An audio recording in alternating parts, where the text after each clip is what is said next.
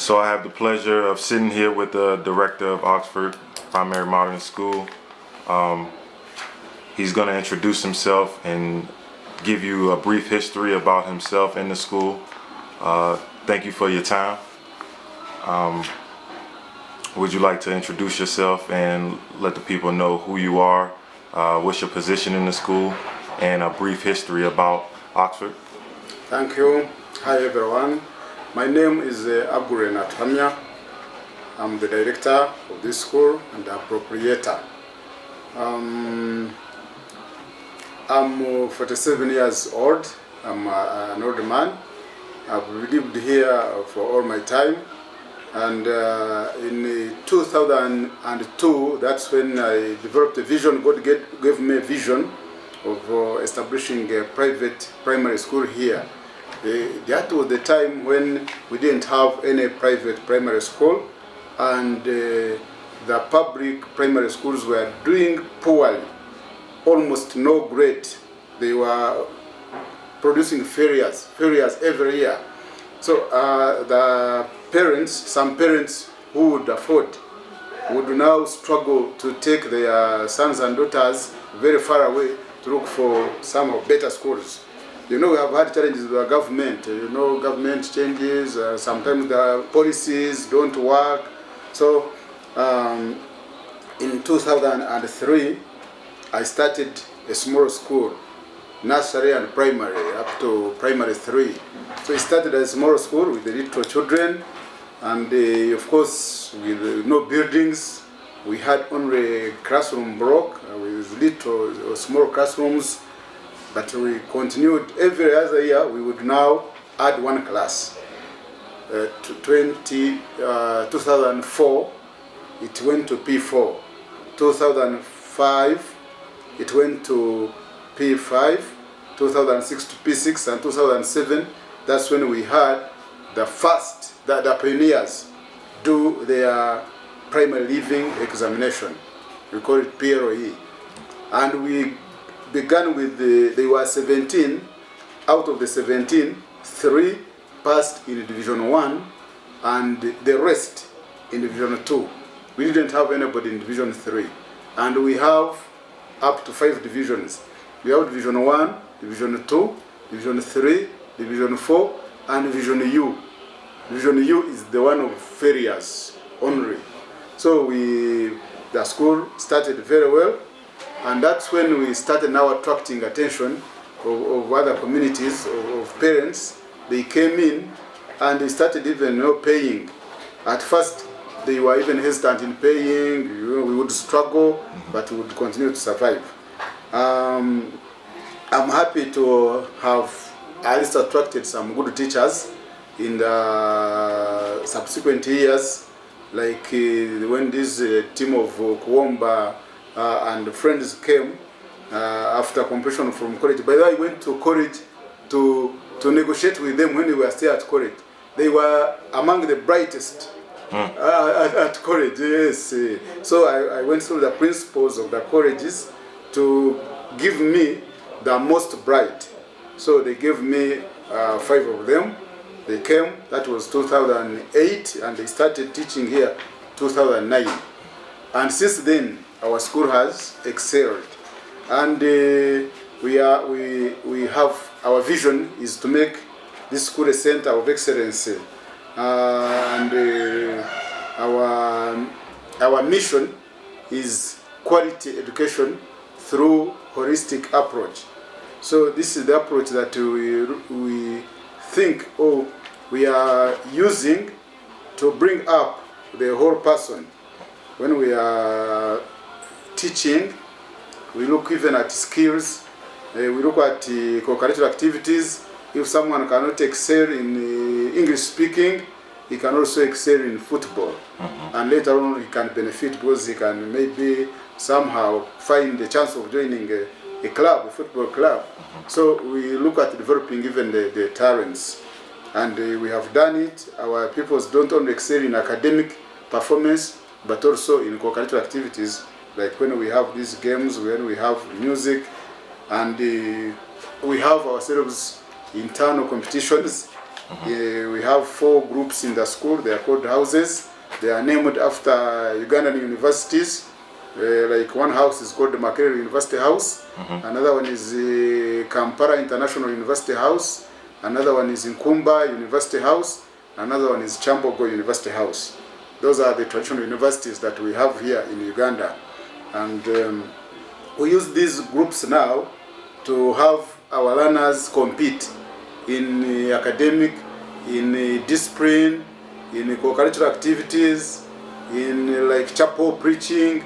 So every activity that we want to involve in our pupils, so we make it competitive, and learners now are motivated to make sure that they get the concepts, the competencies, because they want to earn marks in competing.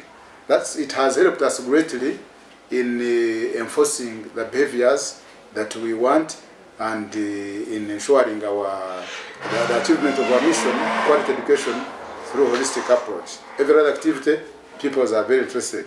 I think you saw them, the way they sing, the way they interact in different activities. We have also come up with a decision now to help, because myself, I came from a poor background. My parents were illiterate, so at some levels, I would struggle to get school fees on my own. When I was like in high school, in secondary school, I'm happy and I thank God that I had like head teachers who are parents, because I would remain at school, work for money during the holidays, so whatever I would work for would now be counted as school fees. And I studied, and I feel I should also now come up and help, because when I remember that situation, if I was not helped, I wouldn't have attained the education. So that was one of the things that motivated me to start a school, maybe to help. And now we are helping these people who are bright, but at the same time they are so needy. They are vulnerable. They have no way out.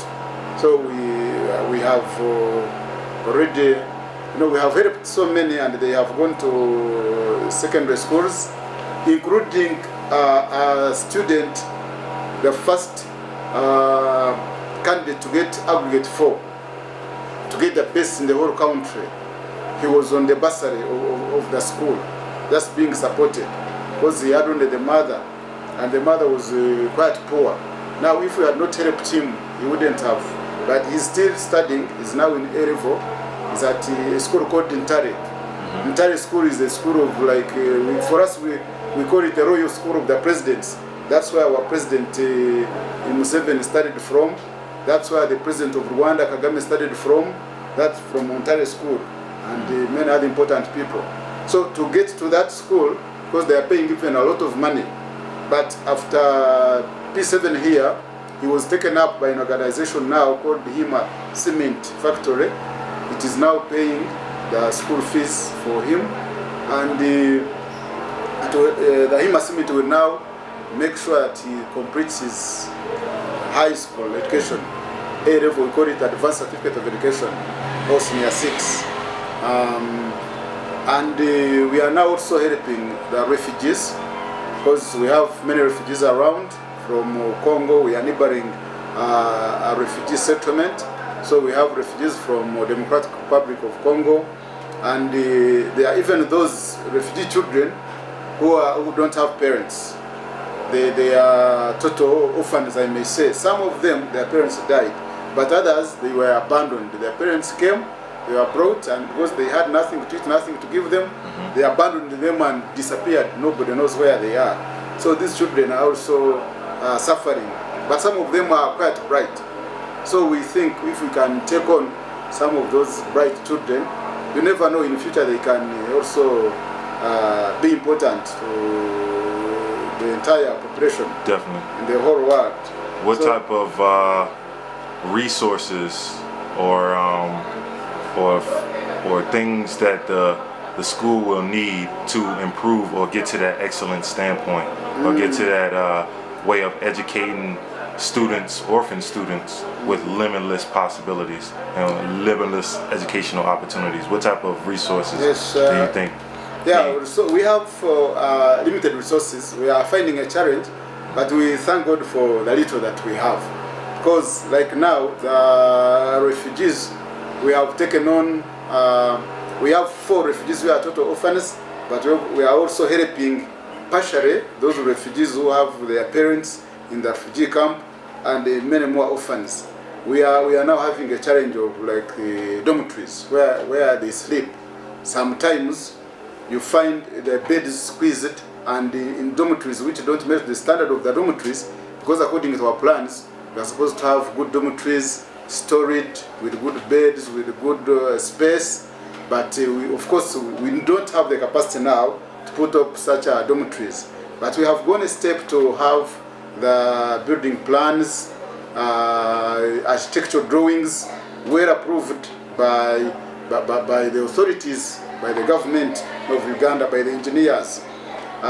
We are doing this because we think if God gives us the capacity any time, we should start on constructing. Like we are so limited by buildings. We have enough space, we have enough land, but we don't have structures. So we look at the dormitories, we don't have a main hall where these people would be interacting, even having competitions from. So we just now go outside. When it rains, then the function now is put to a halt, maybe postponed. So such an inconvenience. But still we are trying to just to come out of it by improvising. So sometimes we find us putting up shades to work as halls. We have now a classroom block where we put just a temporary partition so that we can remove the partition at one time. It works as a hall, although it is supposed to be a classroom. So those are the challenges. Resource-wise, we really have challenges in facilitation, but we are progressing slowly by slowly. And what ideas are needed to make an impact, to build, to fill these challenges and fill these gaps within the school? Yeah, of course, we are like looking at our vision now. At some time, we think we shall be able to have all those in place, and we are beginning with the planning. So one idea is planning what we are planning for, because we have land, we have planned for enough land. Now we have had these plans for buildings, they are in place. Now the other ideas, what we are also working hard to maintain is a good academic performance, because we think if these people are brought up in a better way, if they are helped to perform and excel, even in some future, they will be the ones to come and even put what will be still lacking here, like buildings, like giving us, so buying for us computers, buying for us like a vehicle. We have a small school van. These people enjoy going in it. We take them for tours, study tours, but it is small, of course. When we can't take many, it takes 14, or sometimes we can squeeze them and they become 18 in a van. But we think in the future we shall have like a school bus which can carry like 70 or even 100, even more than that. We can have a big one. So we have the plans. We have the plans, but of course we are limited by the resources as of now. All right, thank you, Director, for your time. I really appreciate the interview, Thank and you too. hopefully we can provide some of these resources. Okay.